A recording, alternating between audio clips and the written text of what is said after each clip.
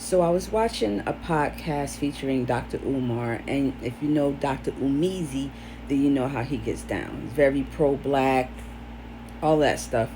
I love it, right? I love it. And he's talking about Ryan Clark and the RG3 thing, which happened maybe a month ago, month and a half ago, and how it's wonderful that Ryan Clark is so, um, faithful. He's so, for lack of a better term, what is the term I want to use? Help me, Lord. Help me, Lord. He's loyal. Thank you, Holy Spirit. He's loyal to the black community in the vein of Stephen A. Smith, but Stephen A. Smith tends not to be as astringent. Ryan Clark, with his handsome ass, just doesn't give a fuck, right? And sometimes you can't. Everybody's for their community, but there's a part of you that has to be for everybody because God created everybody. And yeah, black people, don't skewer me for that. My view, my page, my mind, my mouth. You don't like it, keep scrolling. All right? I don't hate anybody. I have biracial nephews. Listen, nobody is 100% anything in this world. Well, can't say in this world, but in America, everybody's mixed with something. Take a blood test, know your lineage, know the ledge.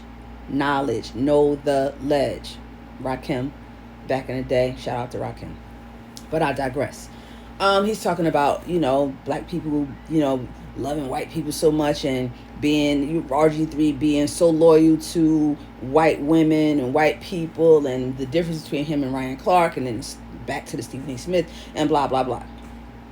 Here's the thing though.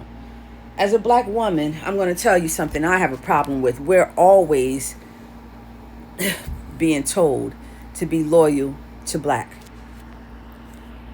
We're always being told to be loyal to black, cape for the black man, cover for the black man. I don't know what black men are being told. I'm not a black man. I'm going to tell you from my experience as a black woman at 52 years old. I don't know about these new people, but I'm from 1973. It was different. I was raised in a household where no matter how sorry a nigga was, you had to cover for him, cape for him, and make sure he was good. They ate. They fucked in the house. They went back and forth to jail. The mafia came to our house one time because them niggas ran down on a gas station in Bloomfield. If you know anything about New Jersey, especially back in the 80s, Bloomfield was mostly Italian. We got busted school over there. We got bullied, all types of shit. Right? You don't go over there fucking with them people. It's very multicultural now, but back in the 80s, not so much. The mafia really did come to our house and put guns in our face. And my uncles weren't there at the time. They came looking for my uncles because they went and ran down on the gas station and did some stick-up shit. They were some assholes. But I digress, right? They came up from the south and they came to Newark and all hell broke loose. The father stayed down there. My grandmother, my grandfather separated, and a woman can't raise a man. Sorry, you need help. You need the father. And if not the father, somebody positive, somebody uplifting, somebody strong, somebody whole and healed and masculine. You need it. You don't like it, keep scrolling. All right? But that's what happened. We were taught that no matter what they did, cover for them. Go see them in jail. Don't bring up this. No matter how horrible they were to women, nobody brings it up. It's the woman's fault. I'm telling you, this is what happened. A lot of black women were raised in my time to be loyal to anybody but themselves. You work 2-3 jobs, you come home and you cook for this sorry ass nigga who won't bake a fucking roll in a bag. That's how we were brought up. My grandmother worked all these jobs, and these lazy ass niggas couldn't keep jobs in. Some of them were addicts, and that's part of the reason why. And that's a whole nother live. But still, sorry as fuck. Now they're dead. They're dead. They're dead. Their lifestyles got them dead. And that's all I'm going to say on that.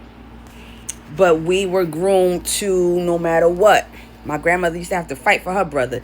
Stand up for black men. No matter what. No matter how they treated you. And that's what led me to, and we talked about this in a previous live, or previous recording, to get into these horrible relationships. No matter what the black man does to you, you fucking stay by his side. God forbid you call the police and protect yourself. God forbid you are loyal to you. And that's where I'm going with this. Where in this universe can a black woman be loyal to herself? What if you don't want to date a black man? What if you just want to be loyal to you? What if you don't want to settle? Black men do whatever they want to do. They date outside of their race. 60% of black men do not fuck with black women on no level if they ain't their mother or their sister or their auntie or their daughter. 60 to 65% of black men, that's most black men, no matter what state or condition they're in, only fuck with others. 35% of black women do the same. And those numbers are climbing because white men are dating and marrying black women more and more. In the 80s, it was 8 to 10%, and now it is a good 30%, if I'm not mistaken, of white men who date and marry black women. Black women and white men tend to have the least amount of divorce amongst all of the couples or whatever may have you. When do we as black women get to be loyal to ourselves? When do we get to make choices based on what we want and how we want it? When do we get to live the life we want to live and not have to consider other people? Not kids, not mama and them, not big mama and all she done worked it for. When do we get to think about what we want and live our dreams and love who we want to love and date who we want to date and sing the praises of whomever we want to sing praises for? I'm not no fucking slave on a plantation. I can't relate to it. I was watching some things yesterday about the life of a slave on a plantation. And there was some black people there that were, oh my gosh, I might tear this place up if it gets out of control. If I see stuff I don't want to see, tear it up for what? It's history. You're not a slave. Oh, I thanks the slaves for paving a way for us. Did they pave a way? That's not paving a way. That's not what that is. That's not paving a way. They were enslaved. They didn't want to be there. A lot of them committed suicide and threw their babies to the fucking crocodiles because death was freedom for them. That's not paving a way. It's not a march in Selma or on Selma. Wrong terminology. And I'm not judging because I use a lot of wrong terminology. But I'm just saying, we understand that slaves went through hardships. And what they did and their sacrifices led to us being free.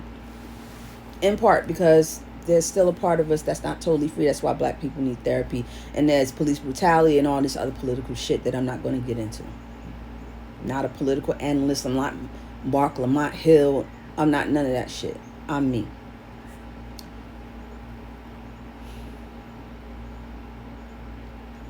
From slavery and even before, we've been taught to be fucking loyal to us, to black men. But when they're not loyal to us, what do?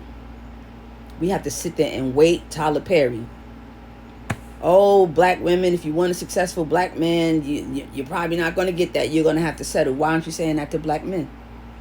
You're not encouraging them to settle.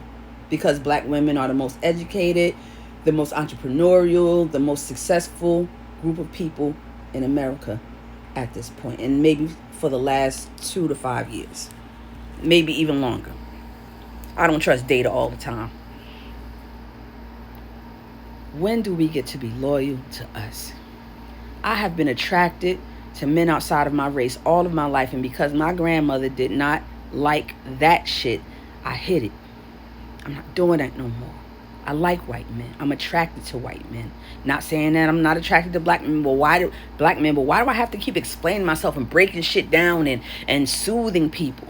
The same 65% of black men don't go out of their way to soothe my ass. Why am I doing that? When do I get to be loyal to me? For the first time in my life, it's right now. Fuck what you heard. It's right now. And that's all I got. Take it or leave it. Peace.